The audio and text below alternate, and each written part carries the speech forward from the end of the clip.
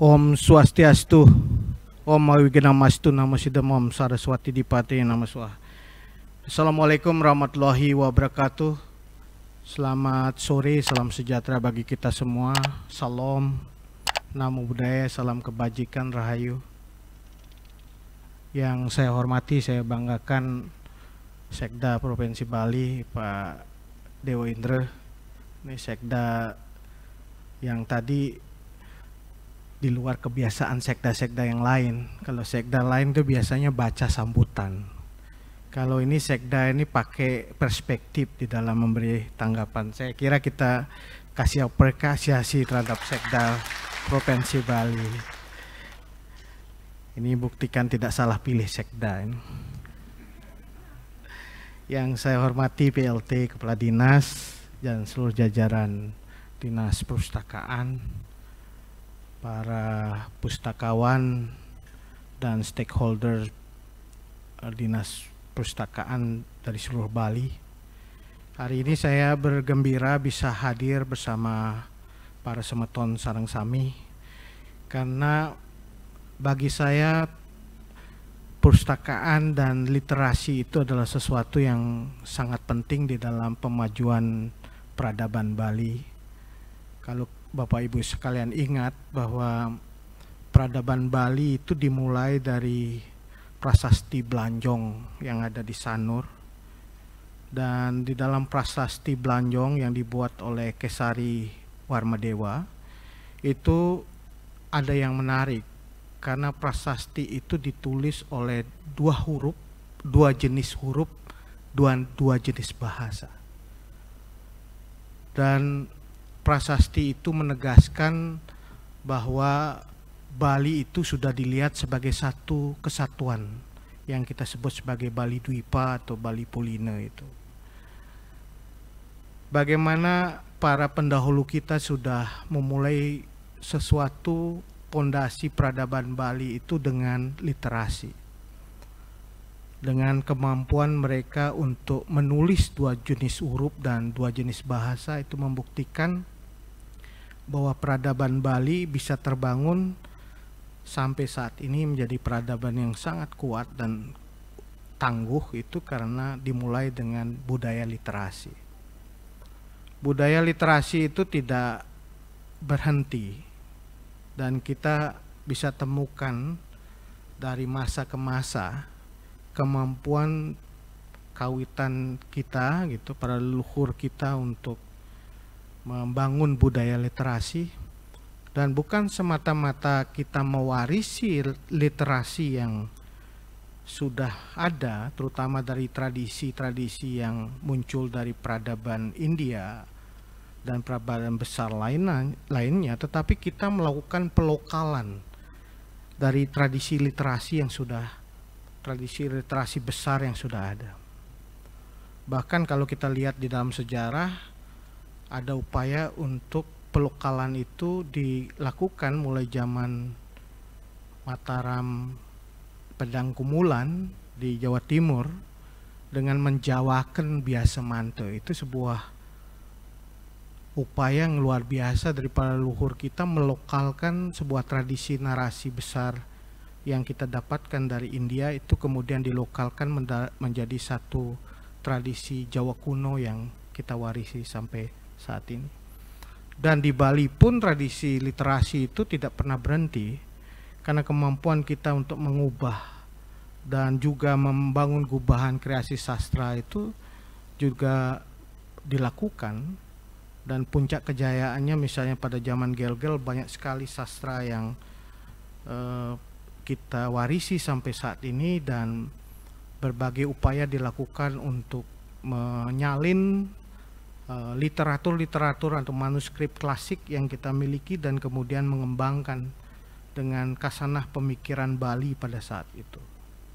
Itu membuktikan bahwa tradisi literasi yang dimiliki para leluhur kita itu sangat luar biasa. Tapi pertanyaannya adalah, apakah tradisi literasi yang sudah dibangun secara baik di masa lalu itu kita bisa teruskan pada masa saat ini dan ke depan? Itu pertanyaan kunci yang penting yang saya ingin sampaikan, dan juga saya ajak Bapak Ibu sekalian Paramaton Sangsami untuk merenungkan hal ini bersama-sama. Karena tidak mungkin peradaban itu maju kalau kita tidak mulai dengan membangun budaya literasi. Semua peradaban besar dunia punya sejarah dan juga pondasi budaya literasi yang sangat kuat. Dan kita sedikit ada masalah soal literasi ini. Kalau kita lihat dari sisi survei beberapa kalangan termasuk lembaga-lembaga global, kalau bisa diperlihatkan slide-nya, bisa nggak ya?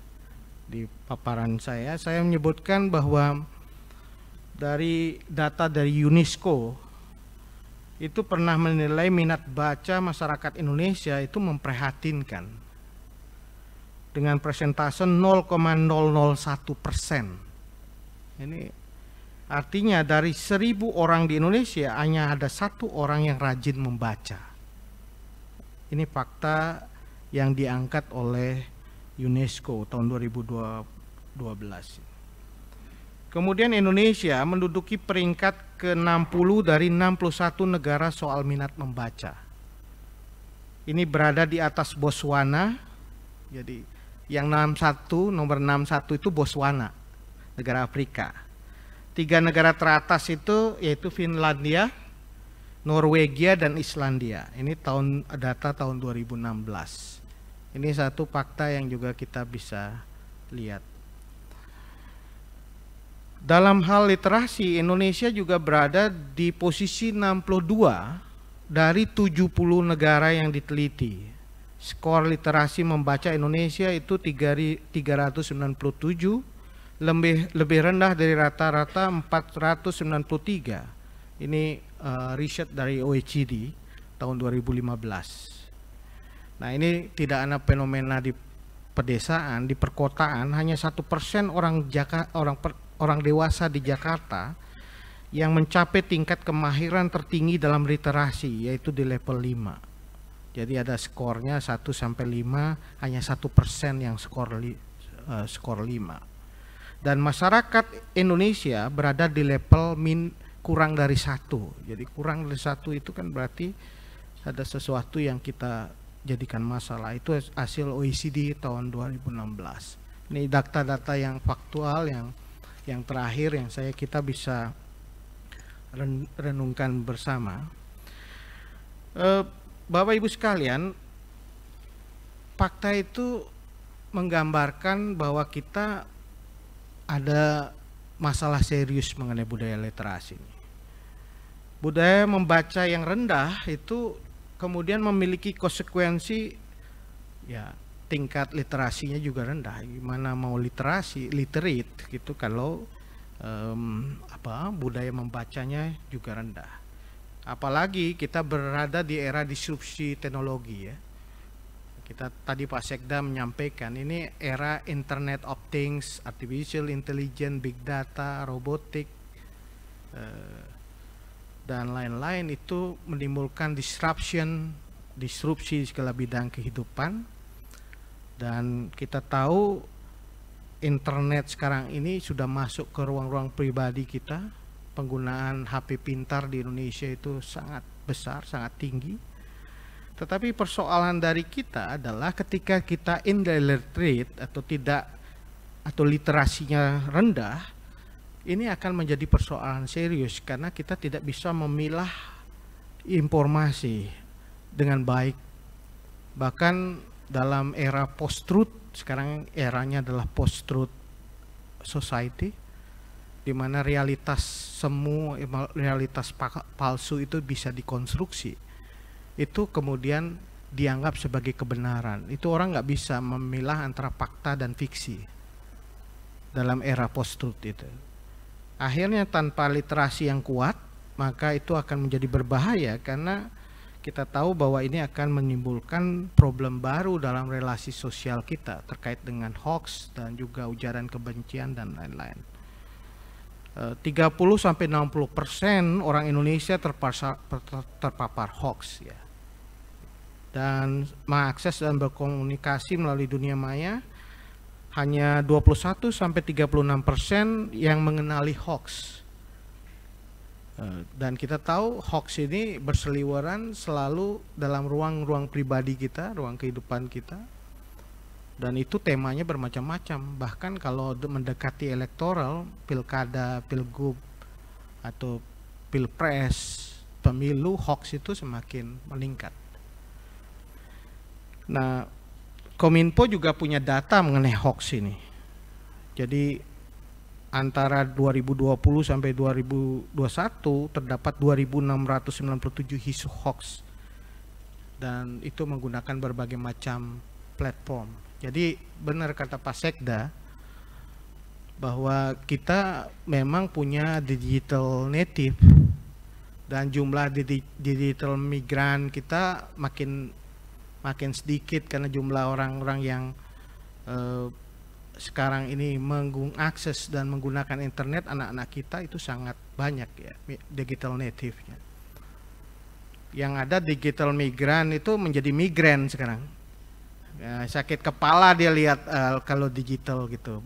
Kalau seumur saya sih masih bisa, tetapi orang-orang tua kita itu sudah bukan migran tetapi migran, digital migran gitu, karena pusing dengan era digital ini.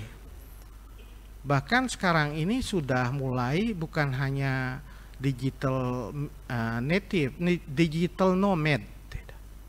Orang yang bekerja dengan sarana digital itu lintas negara, lintas benua, borderless, sehingga dia bisa saja bekerja untuk perusahaan besar di berbagai negara maju seperti Amerika dan Rusia, tetapi dia tiduran sambil berenang di villa di Ubud gitu. Itu menunjukkan bagaimana dunia sekarang ini luar biasa mengalami disruption, dan kita nggak bisa begitu saja membuat sekat-sekat berbasis pada batas-batas administratif, karena orang bisa saja bekerja melintasi benua melalui digital migran, digital nomad gitu ya, terjadi. Nah, Bapak Ibu sekalian, kalau bisa ini dibuat full screen aja yang slide ya. Wajah perpustakaan kita saat ini seperti apa? Nah, ini jadi bahan kritik, autokritik kita di tengah situasi kebutuhan kita terhadap literasi, dan kemudian ada perubahan yang mendasar dari sisi teknologi, muncul disruption, Internet of Things.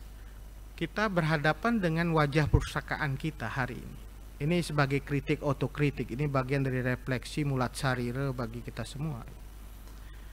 Yang terjadi adalah kendala ketersediaan buku atau minim koleksi. Ini terjadi. Di tengah minat baca masyarakat Indonesia yang masih rendah, namun ketersediaan bukunya yang masih minim. Rasio buku dengan total penduduk Indonesia belum mencapai 1 buku per orang per tahun. Itu rasionya 0,098. Negara-negara di benua Eropa, China, Korea, Jepang, rata-rata rasionya 20-30 per orang per tahun. Standar UNESCO minimal 3 buku per orang per tahun. Ini kita perlu juga lihat, ini ada persoalan hulunya juga. Literasi rendah, bahan yang tersedia juga terbatas lah. Kita mulai dengan buku. Syukur Perpustakaan Bali sudah mulai bergerak mencetak banyak buku setelah mati suri lama ya kayaknya ya. Kita beruntung sekarang ini makin banyak sumber-sumber pengetahuan dan informasi, tidak hanya dari buku tetapi juga dari dunia-dunia internet. Kita dapat banyak sekali Wikipedia, dan teman-teman sekarang Wiki Bali banyak sekali membuat sumber-sumber pengetahuan dan sumber informasi berbasis internet. Dan itu menurut saya sesuatu yang mengejar tadi minimnya koleksi yang kita miliki. Yang kedua juga ada keterbatasan kita, walaupun ada koleksinya tapi tidak update kita. Mungkin ini minim anggaran untuk menambah koleksi, atau koleksi yang dibeli tidak tepat, tidak sesuai dengan kecepatan perkembangan ilmu, pengetahuan dan informasi, atau penambahan koleksi sebagai proyek tanpa kurator. Jadi asal sekedar menambah koleksi. atau proyek gitu ya, tanpa memang betul dilihat sesuai enggak dengan kebutuhan kita hari ini. Pak Sekda sudah kasih pengantar yang bagus sekali tadi. Jangan-jangan kita nggak tahu kebutuhan yang sedang dibutuhkan oleh konsumen itu, pembaca itu sekarang arahnya kemana, perkembangannya kemana. Kalau kita tidak mampu melihat itu, maka kita tidak bisa update. Koleksi-koleksi yang kita sediakan itu tidak update dengan apa yang dibutuhkan oleh masyarakat. Apalagi kita tahu sekarang ini kita berada dalam era Internet of Things. Pengetahuan dan informasi bisa diperoleh oleh siapa saja, kepada siapa saja, dari siapa saja, dari mana saja, atau kapan saja. Jadi orang nggak lagi perlu ke perpustakaan sekarang ini, karena dia sudah bisa mengakses internet, dan di dalam internet itu apapun ada gitu, sumber pengetahuan dan informasi.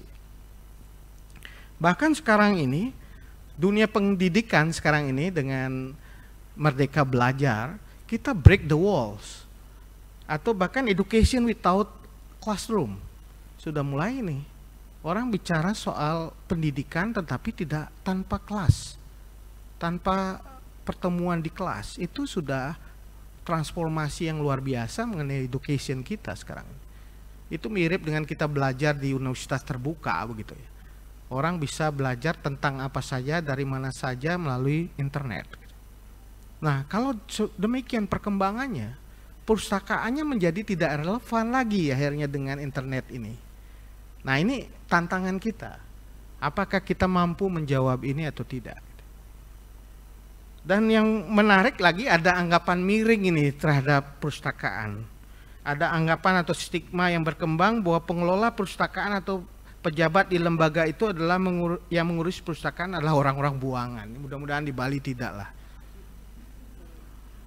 Jadi para pegawainya sudah sepuh, lingsir, senior begitu, ditempatkan di perpustakaan. Tapi apakah itu benar, itu kita harus cek. Apakah itu terkait dengan pelayanan yang selama ini apa adanya. Nah, karena sepuh-sepuh nih lingsir-lingsir diberi target susah banget ini. Pelayanannya menjadi tidak ramah, ketus, kaku gitu. Kena lingsir aja akan anak-anak muda gitu, jadi kakusan, hospitality, keramahan itu tidak terjadi.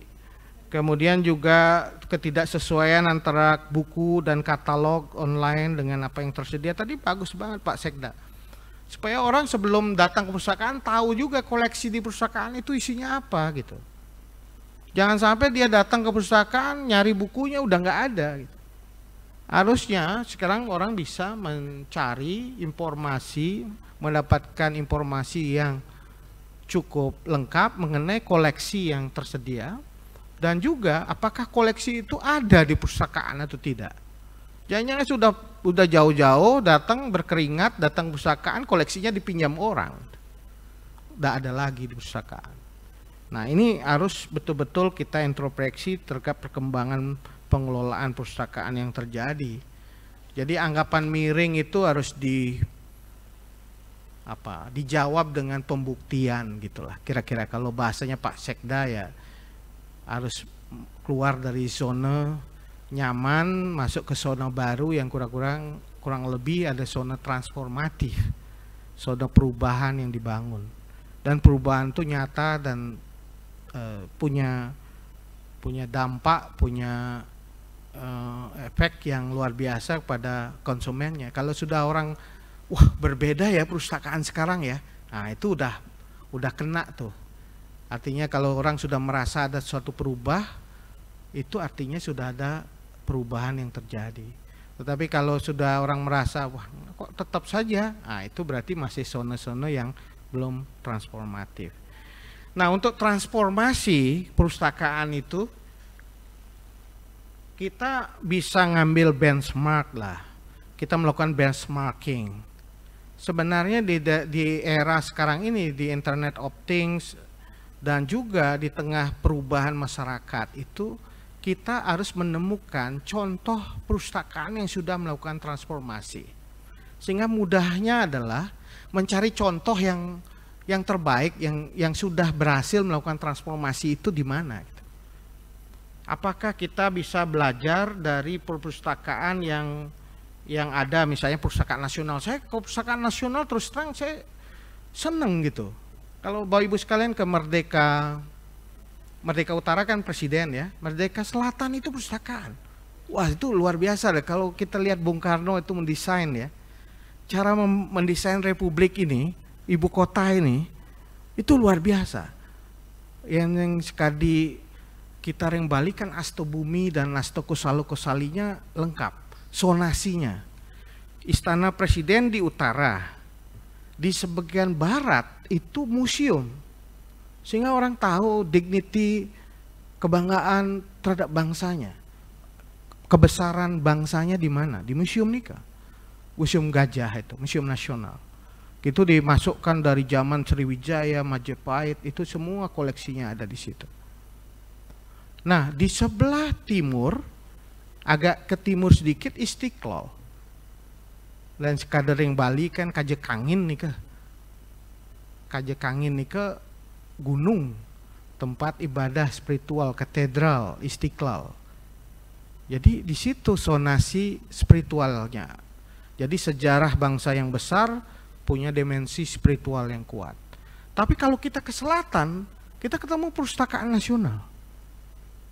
Jadi kita aneh, kenapa perpustakaan nasional dan museum diletakkan di ring 1 dekat Monas nih? Mengapa nggak jauh-jauh? Kalau mau kan bisa jauh di luar kota kan, atau di luar kompleks itu. Tapi diletakkan perpustakaan nasional itu di dalam zona yang sangat penting di Republik ini sebagai pusat. Kalau kita lihat pakunya Jakarta, pakunya Indonesia kan Monas nih kan. Nah di situ di selatannya ada perpustakaan nasional. Nah kalau kita masuk ke perpustakaan nasional, suasananya udah berubah gitu. Kenyamanannya luar biasa. Tempat-tempat bacanya itu kayak lounge. Orang seperti datang ke lounge. Ada kafenya, orang kalau capek baca dia bisa ke kafe. Kemudian semua digitalisasi terjadi. Kita lihat di koleksinya apa saja kita dapat dengan kita search engine-nya ada. Dan kita bisa naik ke lantai berapa untuk koleksi apa. Itu yang datang ke lantai yang ada lontarnya juga sangat terdokumentasi dengan baik, terawat dengan baik. Dan suasana kita membaca lontar pun akhirnya sangat nyaman gitu. Naik ke atas ada lounge, dari lounge itu kita bisa lihat Monas dari atas. Jadi perpustakaan bukan lagi tempat yang apalagi kita sebut jin buang anaknya kalau di Jawa itu, atau tempat yang tidak diperhatikan, tapi tempat yang sangat penting tetapi nyaman gitu. Nah, karena nyaman maka banyak pengunjungnya. Kita lihat setiap minggu orang-orang tua ngajak anaknya untuk datang ke perpustakaan. Karena perpustakaan menjadi sesuatu yang menarik, tempatnya nyaman untuk keluarga dan juga ada event-eventnya, ada kegiatan-kegiatan yang mendukung perpustakaan. Misalnya ada bedah buku, ada sastra dan seni, ya itu dua hal yang berhubungan gitu. Nah oleh karena itu penting kita untuk lihat benchmarknya di mana. Perpustakaan yang sudah berubah, saya beberapa yang dikumpulkan Tempo ini, misalnya Perpustakaan Nasional, Perpustakaan Sumen AS Pekanbaru, Perpustakaan Freedom Institute, ini Gramedia 2021 sempat mengangkat Grahatama Pustaka Yogyakarta. Itu menjadi perpustakaan yang bisa menjadi contoh untuk transformasi itu. Nah, yang kedua, stigma perpustakaan diisi oleh pegawai buangan harus dihilangkan lah. Itu kita harus mulai menjadikan perpustakaan, nata perpustakaan ini serius, pegawai-pegawai terbaik, perbanyak pegawai muda yang berjiwa melayani, ramah di perpustakaan, sehingga perpustakaan memiliki wajah yang ramah, pelayanan yang cepat dan update, karena meningkatkan budaya baca adalah tugas mulia yang tidak mudah. Jadi membaca ini kelihatan tidak penting, tetapi menjadi bagian dari kemajuan peradaban kita. Kemudian yang berikutnya, saya setuju tuh Pak Sekda sudah mengatakan maksimalisasi layanan digital. Misalnya Perpustakaan Nasional itu punya e-Pusnas yang memaksimalkan, mempermudah cara mengakses koleksi buku digital yang ada. Nah, cara ini harus kita dorong di daerah model niki, ya, supaya apalagi sekarang ini di era pembatasan sosial kan, PKM itu kan sebenarnya kita harus perbanyak e-books sehingga orang bisa mendownload juga akses mengakses koleksi perpustakaan yang kita miliki secara online gitu.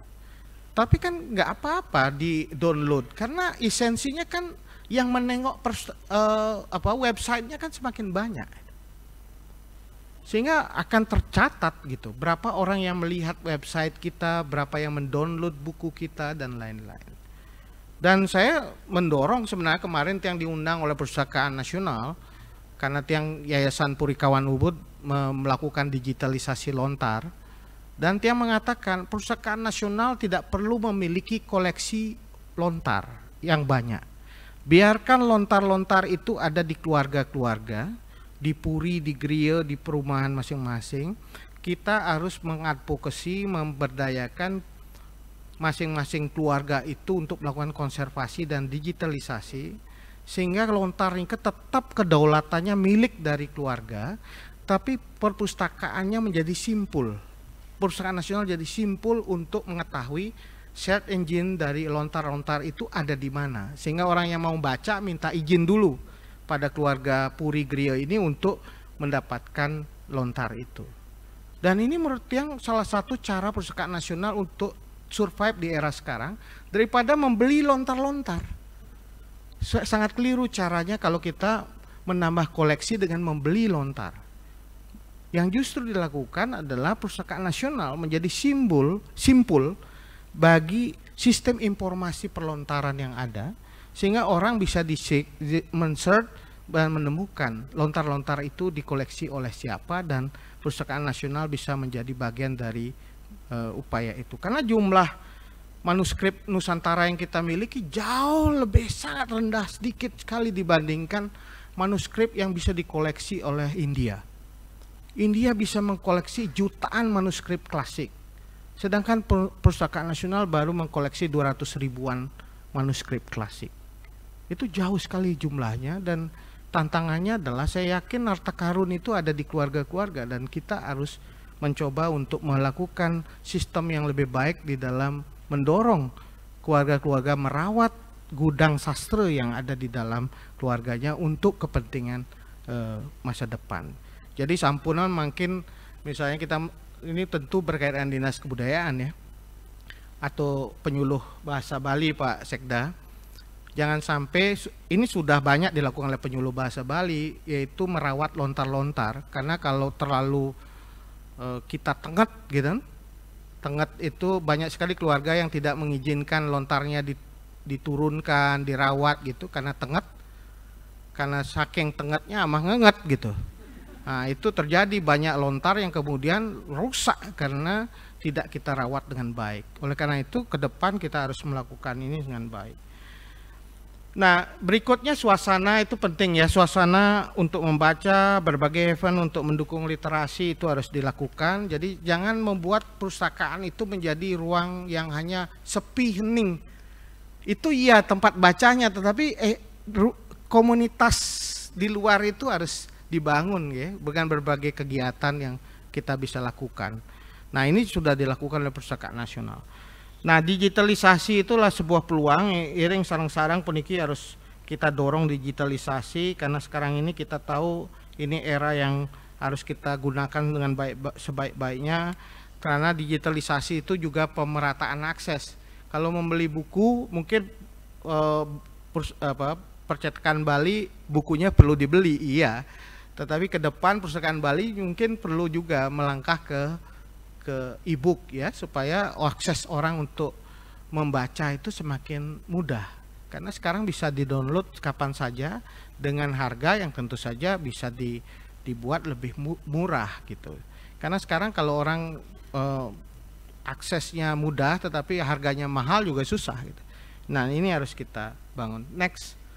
Nah, jangan lupa digitalisasi juga perlu komunitas. Harus ada linkage. Next. Dengan generasi digital. Nah, ini penting sekali untuk memperbanyak linkages dengan komunitas anak muda ya. Karena anak muda sekarang ini persentase jumlah generasi Z yang lahir tahun 97 ke atas itu jumlahnya 27,94%. Generasi milenial yang lahir 81 ke atas itu 25,87%. Jadi total anak muda ini jumlahnya bisa 53,81%. Jadi kalau perusahaan tidak menyentuh anak muda ini keliru gitu. Karena memang harus anak muda target dari literasi ini. Digitalisasi keniscayaan anak muda lekat dengan dunia digital tadi sudah kita jelaskan. Ada sebuah harapan sejak 2016 kegemaran membaca Indonesia terus meningkat. Ini data-data terakhir yang kita bisa lihat. Dari peningkatan minat baca tersebut kita memahami karena pesatnya dunia digital.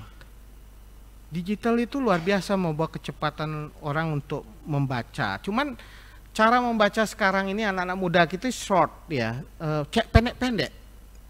Kalau bapak-bapak yang lingsir-lingsir kan mengetik itu panjang gitu kan, menulisnya panjang. Makin gaya orang muda itu menulisnya singkat. Bisa cukup untuk status di IG, di Facebook begitu. Tapi mereka sangat produktif gitu. Mereka sangat peka terhadap persoalan dan menuliskan di media sosial. Termasuk kita lihat citizen journalism. Citizen journalism itu kan luar biasa di Indonesia. Apa yang terjadi di suatu tempat itu secara cepat tuh ditulis di dalam media sosial tentang peristiwa itu. Dan itu menunjukkan bagaimana gaya kita harus baru-baru. Mungkin anak-anak muda sekarang tidak perlu banyak diberikan model-model yang panjang, tetapi didorong untuk model pendek tapi reflektif atau meaningful gitu, punya arti. Bahkan mungkin cara kita masuk juga agak berbeda. Literasi itu melalui ruang kognitif yang mereka sadari sekarang ini. Misalnya sekarang kita bicara kalau kita dulu satwa, sekarang kita bikin sesuatu yang lebih kontekstual, yang terkait dengan anak muda melalui animasi dan lain-lain. Saya kira Nike Kwanten, Presiden Katur yang para semeton sarang sami, mungkin ada banyak hal yang belum juga Titiang sampaikan. Nanti kita bisa sambung di dalam diskusi Titiang Sinap untuk para mesanti. Om Santi Santi. Berikan tepuk tangan. Izinkan saya memperkenalkan diri, saya Gusti Ngurah Teja Triwahyudi, saya perwakilan dari organisasi pemuda yaitu PCMI Bali. Di sini saya ingin sedikit bercerita sebelum mengarah ke pertanyaan saya, Pak. Saya juga mengikuti ikut dalam sebuah komunitas yang memang concern terhadap bidang pendidikan dan juga literasi. Komunitas saya ini memang bergeraknya juga berfokus di pedalaman seperti itu, di pedalaman anak-anak di pedalaman seperti itu. Nah, sempat beberapa kali saya menjalankan program komunitas ini dan saya selalu mendapatkan pertanyaan dan juga mungkin seperti keluh kesah seperti itu dari adik-adik di sekolah dasar ini yang menanyakan bahwa Kak, saya ingin membaca tapi bukunya nggak ada. Nah, seperti itu kurang lebihnya. Nah, sebetulnya mereka bisa dikatakan memiliki motivasi sangat tinggi, motivasi sangat besar untuk minat baca yang tinggi, mereka memiliki itu. Namun itu tadi sarana yang tidak mendukung dan tidak hanya fasilitas penunjang seperti gedung sekolah, gedung kelas, kemudian buku bacaan dan sebagainya. Bahkan misalkan jika kita berbicara mengenai digitalisasi, mereka masih sangat kurang awam atau kurang mengenal dengan yang namanya teknologi seperti itu, Pak. Nah, pertanyaan saya, langkah apa yang bisa pemerintah Provinsi Bali mungkin berikan untuk menangani permasalahan ini seperti itu sih Pak. Apakah sudah ada program-program yang memang dirancang untuk menghadapi permasalahan seperti ini, khususnya khususnya kepada adik-adik di pedalaman seperti itu, agar mereka juga mendapatkan hak yang sama dengan adik-adik kita bilang di kota seperti itu sih Pak. Terima kasih, sekian dari saya. Perkenalkan, nama saya Erna, perwakilan dari Purnacaraka Muda Indonesia Provinsi Bali. Nah, kebetulan materi yang telah disampaikan oleh kedua narasumber kita yang sangat luar biasa ini sangat menarik dan juga menambah pengetahuan saya, sekaligus flashback untuk saya juga. Karena pada tahun 2011 yang lalu, saya juga pernah mengikuti lomba berpidato bahasa Indonesia yang diadakan oleh Dinas Kearsipan dan Perpustakaan Provinsi Bali, dan kebetulan memperoleh juara 1 tingkat Provinsi Bali pada 10 tahun yang lalu. Karena tahun itu saya mengangkat topik tentang kenapa sih Indonesia bisa menjadi negara dalam posisi yang ke-64 dari 70 negara yang tingkat literasinya disurvei pada tahun 2011. Itu saya pada saat itu berusaha menggali kenapa sih isu itu besar sekali 2011.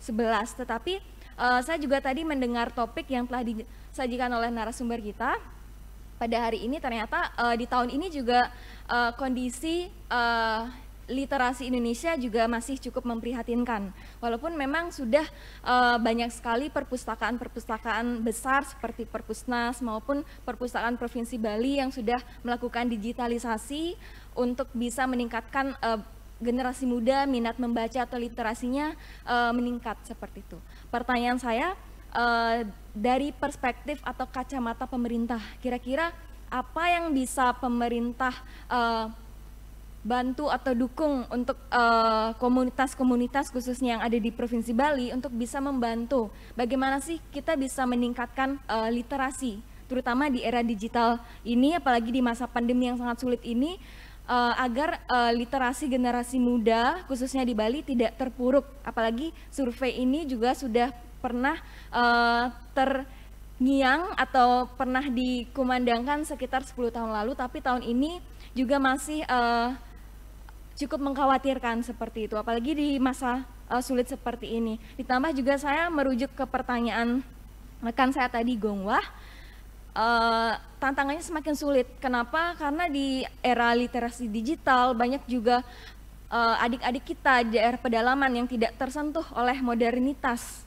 adanya teknologi, terutama internet. Itu bagaimana kira-kira mungkin dari kacamata bapak-bapak sebagai pihak pemerintah untuk bisa membantu komunitas-komunitas yang ada di Bali, contohnya misalnya seperti Bali Baca Buku, bagaimana kita bisa membantu adik-adik untuk bisa istilahnya menikmati yang namanya e-book, atau bisa ada inovasi seperti mungkin aplikasi yang bisa mempermudah adik-adik kami di pedalaman seperti itu. Terima kasih.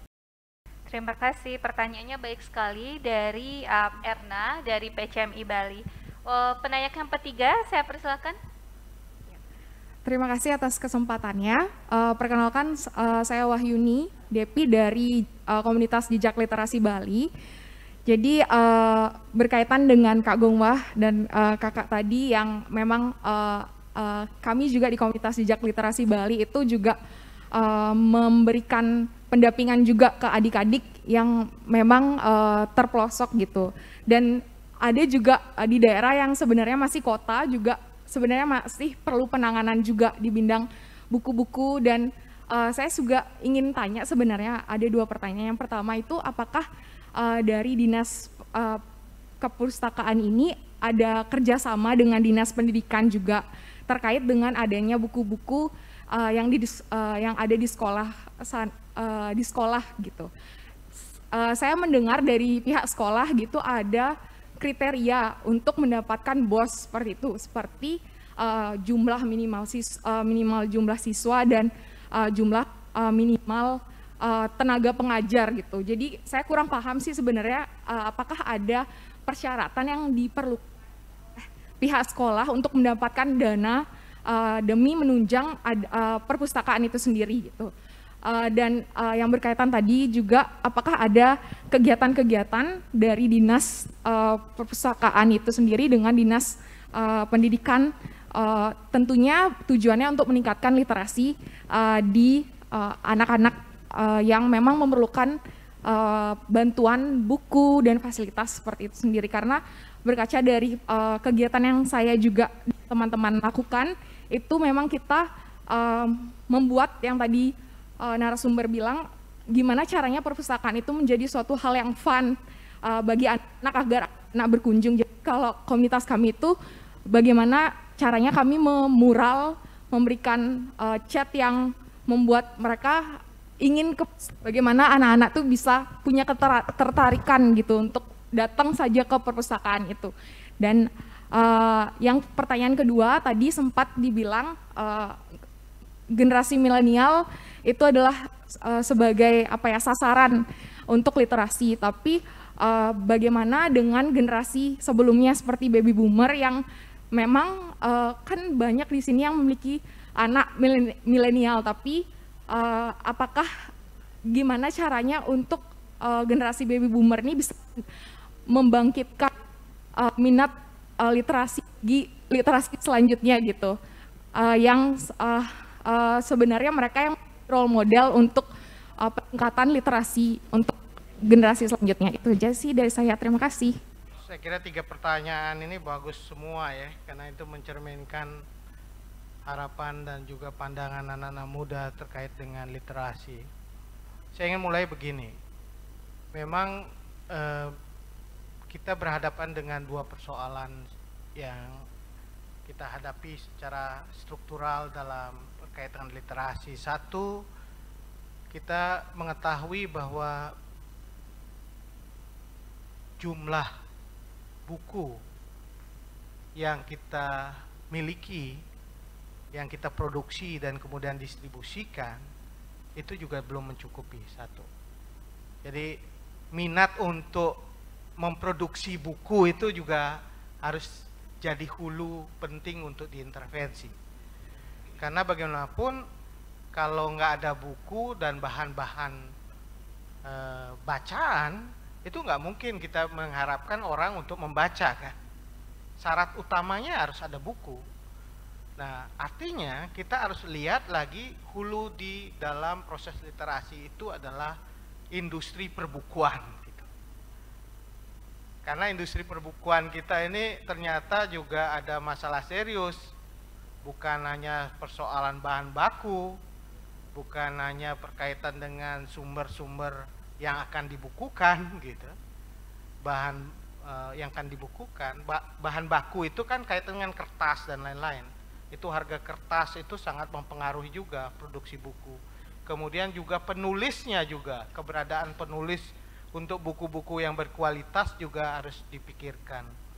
Dan juga terkait dengan pajak dan lain-lain. Jadi sektor hulu ini memang satu sektor yang perlu dilihat dan dibantu untuk berkembang sehingga jumlah buku di Indonesia semakin banyak dengan topik-topik yang relevan dengan kemajuan dan juga sesuai dengan kebutuhan masyarakatnya.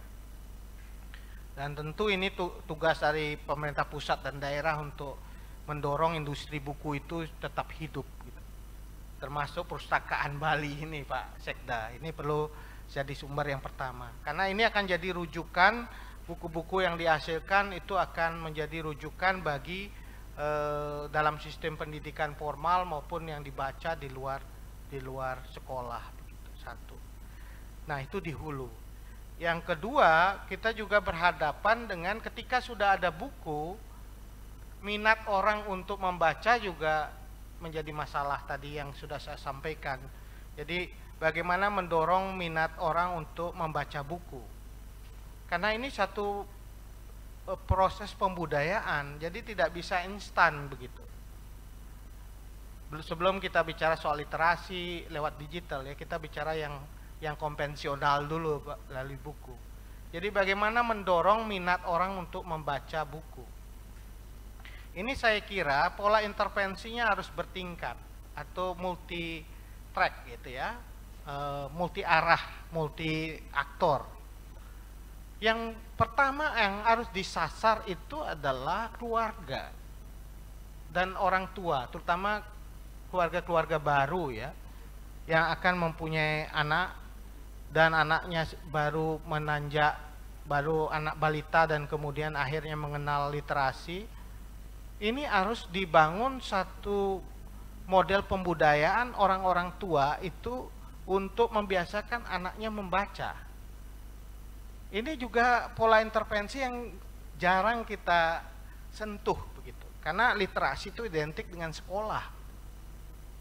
Setelah sekolah, artinya anak-anak diserahkan pada guru, guru akhirnya sistem pendidikan yang menentukan. Tapi keluarga tidak disentuh. Gitu. Bagaimana mendorong keluarga-keluarga bertanggung jawab terhadap literasi ini? Ini juga harus ada caranya. Misalnya kita di Islam kayaknya sudah ada atau di Kristen ada kursus pranikah gitu ya. Sebelum orang-orang menikah itu ada semacam kursus yang diberikan.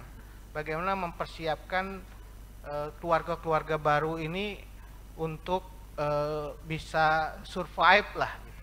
Termasuk di dalamnya harus ada muatan bagaimana keluarga baru ini diajarkan untuk mengajak anaknya suka atau gemar untuk membaca. Gimana mungkin anak disuruh gemar membaca, orang tuanya tidak mendorong atau tidak mengajak menggemar baca. Saya berupaya mengajak anak-anak saya waktu kecil itu untuk ke toko buku, ke perpustakaan, karena itu mengenalkan mereka sejak dini.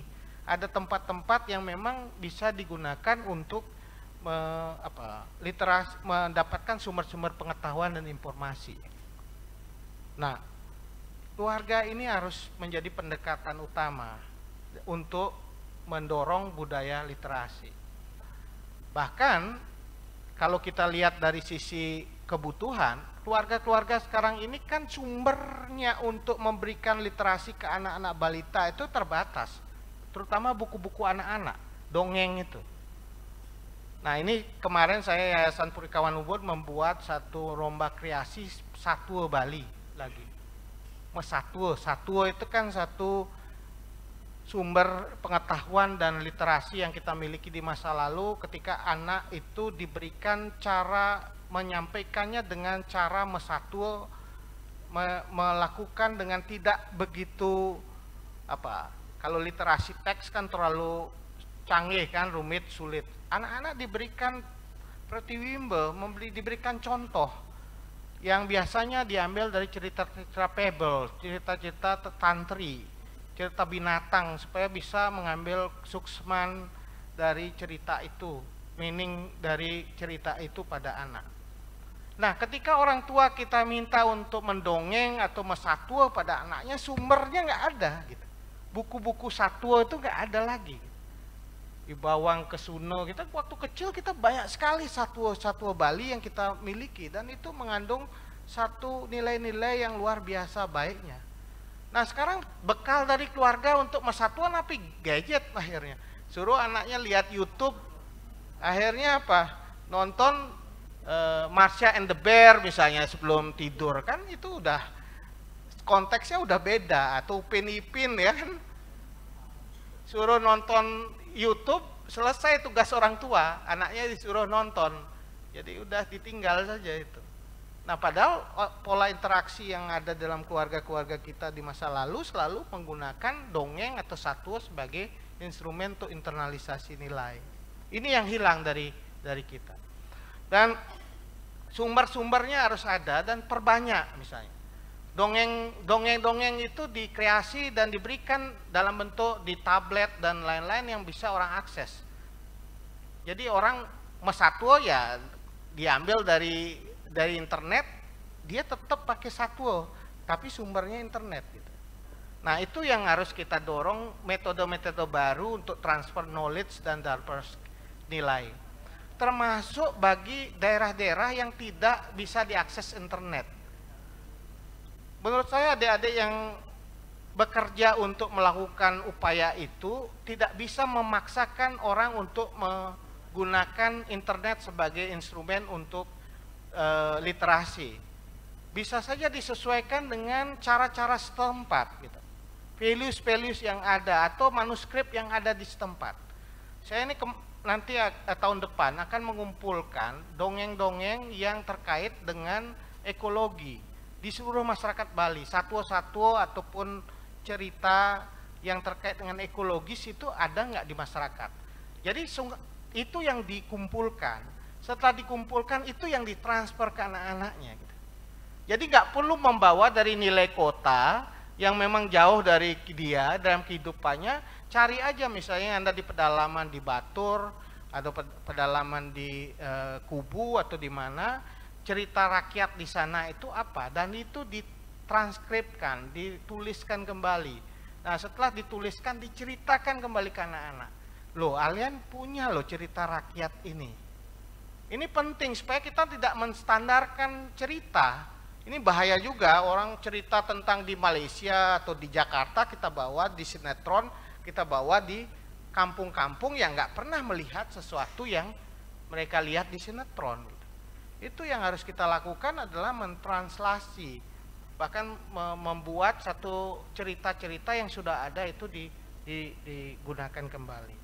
Jadi itu yang saya ingin sampaikan ke adik-adik, bahwa ingat bahwa kita lakukan literasi itu adalah transfer knowledge dan values. Gunakan berbagai cara untuk transfer itu, tidak harus buku.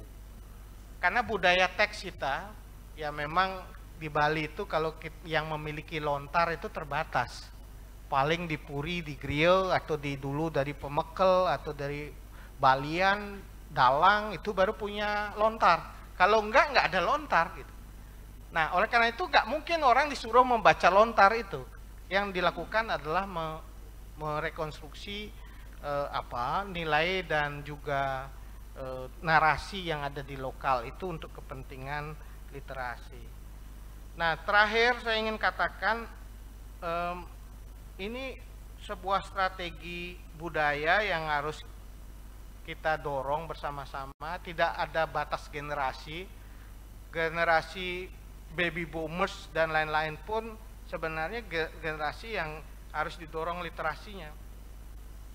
Seperti kemarin saya coba ini lakukan dengan mengumpulkan orang-orang yang punya kemampuan literasi yang tinggi. Saya ketemu Guru Degong itu di Budekeling 990 tahun, beliau sampai saat ini masih menulis kekawin. Jadi bahkan kemarin waktu lomba yang kami lakukan di Purikawan Ubud, beliau menuliskan satu kekawin tentang pandemi Gereng Agung, dan itu sudah dilakukan.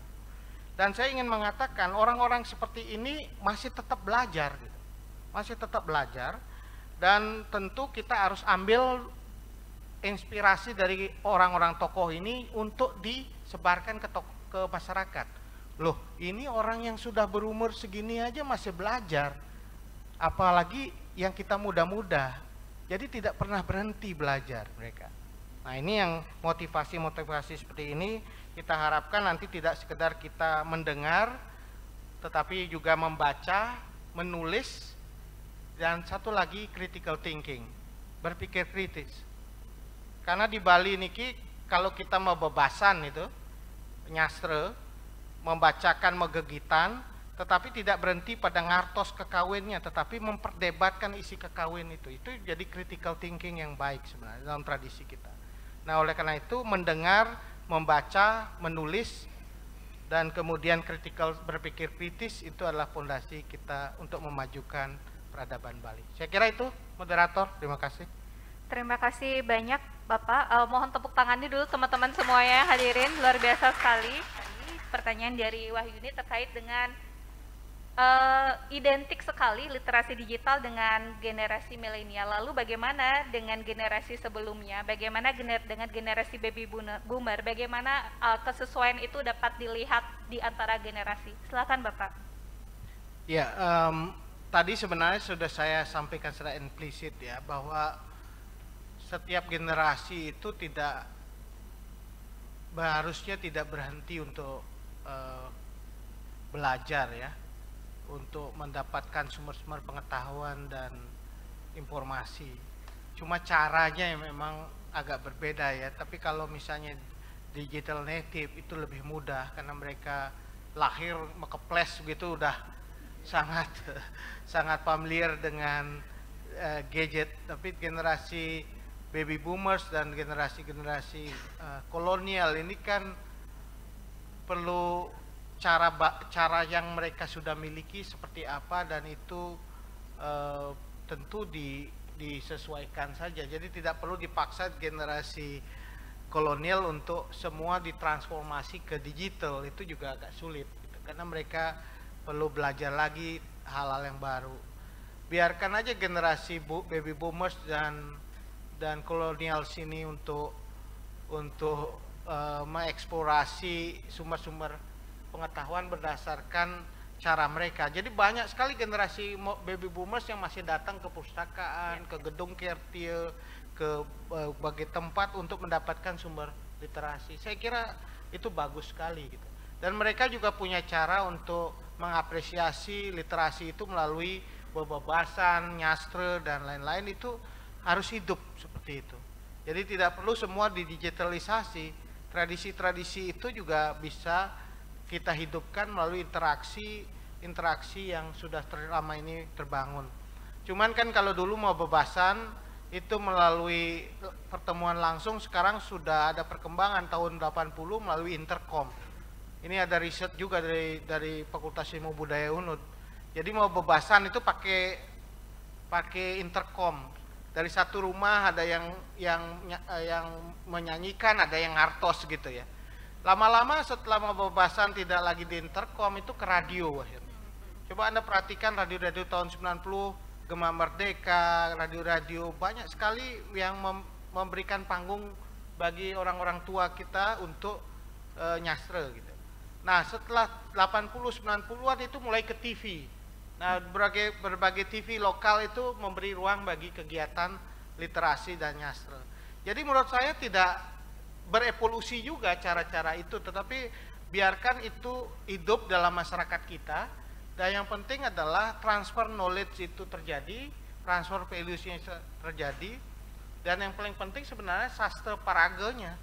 Sastra itu supaya mewujud di dalam tindakan, pikiran, dan perkataan dan perbuatan. Kalau hanya sekedar bacaan, tidak ada menjadi etos dan aktivisme, itu akan mubazir. Jadi yang baik itu sebenarnya bagaimana dari sastra bisa ditransformasi menjadi parage, bahkan menjadi sastra dreste gitu. Itu yang harus kita bangun ke depan. Terima kasih. Terima kasih sekali Bapak. Saya menangkap poin penting selain peningkatan pembudayaan, ternyata penting untuk menjalankan aktivisme ini. Karena kalau misalkan kita hanya sendiri-sendiri saja begitu tanpa ada willing to do aktivisme, jadi itu mungkin akan berhenti sampai di situ saja. Jadi perlu sustainability juga dalam pembudayaan kegambaran membaca ini. Terima kasih banyak teman-teman yang sudah bertanya via luring. Jadi saya akan memberikan kesempatan kepada teman yang bertanya via daring. Ada banyak sekali pertanyaan via daring, tetapi saya akan memilih satu begitu yang mudah-mudahan bisa merangkum semua pertanyaan. Jadi nanti ini mudah-mudahan bisa dijawab oleh Bapak Sekda dan juga Bapak Gung Ari. Pertanyaan dari DSPMD Dukcapil Provinsi Bali atas nama Sisilia. Izin bertanya, seberapa besar peran penting lembaga pendidikan mengambil tempat dalam pembentukan fondasi digital literasi? Mengingat selain berdampak positif, juga ada dampak negatif jika disalahgunakan oleh generasi milenial karena berpengaruh kepada masa depan anak bangsa kita. Untuk pertanyaan tersebut mungkin silakan Bapak Gung Ari terlebih dahulu untuk bisa merespon pentingnya lembaga pendidikan untuk mengembangkan literasi digital. Ya, dunia literasi digital ini kan tidak bisa dipangku oleh satu institusi saja ya, atau satu sektor saja. Dia harus bagian dari kerja bersama ya, kolaboratif gitu. Di situ ada dinas perpustakaan, dinas pendidikan, dinas kebudayaan, dinas Dukcapil, bahkan Dukcapil BKKBN dan lain-lain itu terlibat, dan Kanwil Agama dan lain-lain itu terlibat di dalam proses ini gitu. Jadi kalau bisa menjadi gerakan bersama yang sifatnya kolaboratif. Dulu memang diperlukan satu influencers ya, kayak sekarang moderator ini kan influencers gitu. Jadi orang-orang yang dianggap sebagai orang bisa mempengaruhi orang lain untuk ikut menjalankan misi ini. Saya kira itu diperbanyak saja untuk membuat gerakan pembudayaan gemar membaca ini atau budaya literasi ini betul-betul menjadi budaya masyarakatnya gitu. Jadi perbanyak influencer menurut saya satu. Yang kedua, bagaimana mencegah toksiknya. Nah, jadi digital literasi kan itu ada tonik, ada toksiknya. Tonik itu akan membuat banyak sekali kreativitas inovasi muncul di era digital. Karena orang akan bisa belajar apa saja di internet begitu. Bahkan sekarang kalau kita bingung memasak sesuatu, sekarang tinggal klik di YouTube, bisa kita melakukan itu dengan cara informasi kita dapatkan di YouTube. Jadi toniknya banyak, tapi kita juga berhadapan dengan toksik ya.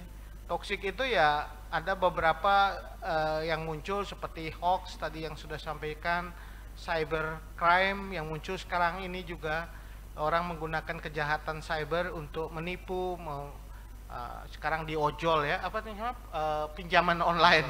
Pinjaman online juga muncul masalah. Tapi sekali lagi budaya literasi itu harus dikenalkan mengenai toksiknya. Orang harus sadar bahwa ada toksik yang muncul dari penggunaan internet itu untuk sumber pembelajaran. Karena orang sekarang bisa belajar membuat bom juga di internet gitu. Jadi kalau Bapak Ibu sekalian sekarang ada teknik membuat sebuah kejahatan kemanusiaan yang menimbulkan dampak, itu bisa diambil di internet. Oleh karena itu seringkali ini didorong untuk tanggung jawab provider juga. Jadi misalnya kemarin ada perdebatan serius di Amerika Serikat dan Eropa mengenai tanggung jawab Facebook dan Twitter dan yang sekarang ini perusahaan-perusahaan yang membawa platform medsos itu untuk ikut memerangi disharmoni sosial yang muncul akibat ujaran kebencian di platform media sosial. Jadi mereka harus juga bertanggung jawab dengan membangun apa yang kita sebut sebagai metode-metode mencegah munculnya hoax di dalam media sosial. Jadi itu dituntut mereka, dan jangan hanya mencapai keuntungan dari proses itu, tetapi juga mereka harus melakukan regulasi baru terkait dengan bermedia sosial. Di tingkat pemerintah, regulasi kita juga ada undang-undang ITE dan lain-lain ya untuk mengatasi soal itu. Tapi sekali lagi itu kan penegakan hukum. Proses yang paling penting adalah pendidikan, edukasi supaya orang bisa memilah mana hoax, mana yang tidak.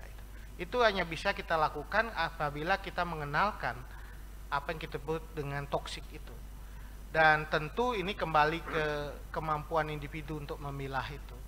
Saya kira itu budaya literasi, jangan sampai kita karena takut dengan toksik akhirnya kita tidak pernah masuk ke budaya ini. Harus kita ambil budaya digital literasi sebagai cara kita untuk memperkuat diri, tapi cegahlah toksik itu. Itu aja, terima kasih. Terima kasih, mohon tepuk tangannya yang meriah